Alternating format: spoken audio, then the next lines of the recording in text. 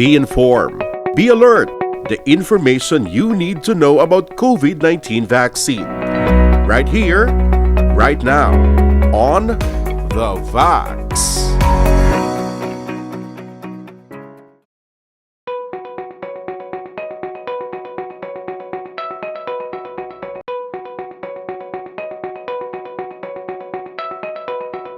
So far sa pag-intindi ko, no, the variants na nagatabo subong like sa pungsong sa India, no, why pa di, no, kabay pa din maglabot, pero we will never know. That's why nga sa pungsod sa Amerika, they're gahatag na sila sa bakuna sa mga tao nga 16 anyos pasaka, no, and gina-target man nila subong maskin ang mga gamay nga bata below 16 years old, no, mapabakunahan man ni, no.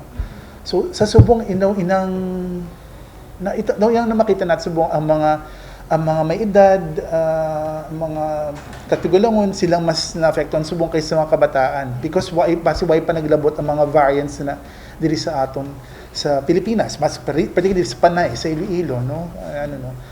Pero that doesn't mean that na hindi maapektuhan sa COVID ang kabataan. It doesn't recognize kung tigulang o bata ka, no, depende na malasa kung malatnan ka o kang kadamuon nga nalatnan sa imo, no, dako enough na ma-infect ka gid ya, no, inang mahimos ang COVID-19 sa imo, no,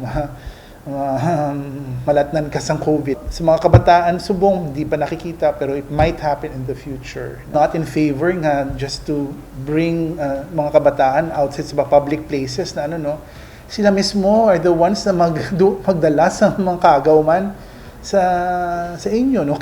Kung mga tigulang nga no, nagadala nga sang kagaw nga maskin nga meticuloso na nga paghinaw, etc. How much more pa mga kabataan na kundiin lang sa lagahampang way mas laga panghinaw ano sa lawas sila, no. I'd say halong lang. I don't say na ginadilian ko kado ka budlay man na, no. Why na subong sang pagkalipay subong ang pagkabuhi dili sa kalibutan subong because parte ka restricted ang hulag nato, no. Pero I'd say for example, magkanto sa simbahan daw sa akin okay lang na, no. Kung magkanto para magpagunting sa buhok perhaps okay man ang kabataan kilala magano lang, no.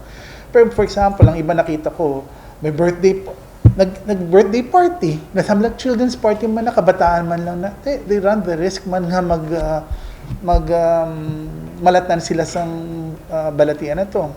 Case in point, no, may nakita ko sa TV, magkapamilya, no, daw nahidlaw na sila sa isa't isa na daw sang I think sang nagligad nga Abril, no, sang Easter Sunday daw nagtililingom sila sa kapamilya, no. Bao, ang natabo out of I think 25 family members, no, 25 sila magpamilya dito. 18 ang nalatnan sa COVID natabo la mga kabataan na gamay hindi pa naapektado pero mga tigulang dito nalatnan dito. Maayo lang sa 18 na to, 3 daw ang na-ospital, no, pero tanan naman nabuhi naman, why naman napatay ito. Pero how about kung napatay gid isa sila ito daw nakasubukid ya. So going back nga, no, halong lang sila ang mga kabataan sila madalasang balatian, so halong lang, yun lang mahambal ko, halong lang.